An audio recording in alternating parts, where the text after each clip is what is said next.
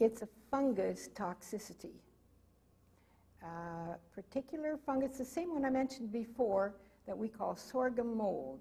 I don't know the exact scientific name of that fungus, but it occurs in sweet things, sugary things. That mold grows, the spores are there, and it grows in our blood vessels. I mentioned earlier that before part 1 of this series aired, I and public TV stations received emails accusing me of being a dope and perhaps a willing accomplice to quackery. The public stations were also challenged to cancel the series on Hulda Clark.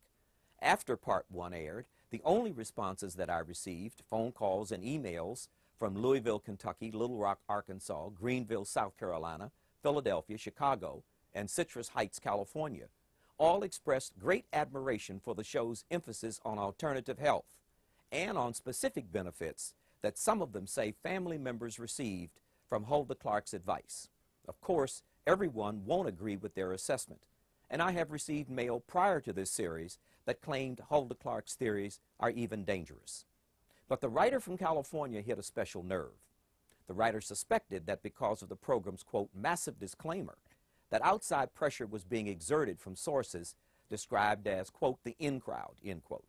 As I mentioned earlier also, there was one documented campaign to keep Hulda Clark off public TV and kick me off as well.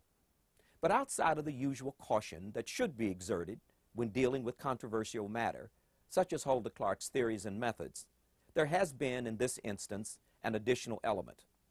I had planned to interview Dr. James P. Carter, a medical doctor with impeccable credentials, including a master's degree in parasitology from Columbia University and a doctorate degree in public health and administrative medicine.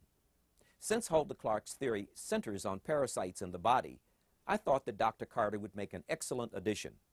But perhaps, erring on the side of caution, I succumbed to a, quote, libel warning by the lawyer who represents several individuals who claim to have been defamed by Dr. Carter's book, Racketeering in Medicine, The Suppression of Alternatives, published by Hampton Roads Publishing Company in Norfolk, Virginia. The following is an excerpt from the libel warning about the book. Quote, the central premise of the book appears to be that various individuals, public and private organizations, drug companies, and government agencies are involved in an illegal conspiracy to suppress valid alternative methods of health care. End of quote. The libel warning says this premise is false. There is, of course, a subtle distinction between the word, quote, false and the word lying, the libel warning lawyer admitted. However, in no way am I suggesting that Racketeering in Medicine, The Suppression of Alternatives by Dr. Carter has defamed anyone, and the legal suit filed against him was dismissed.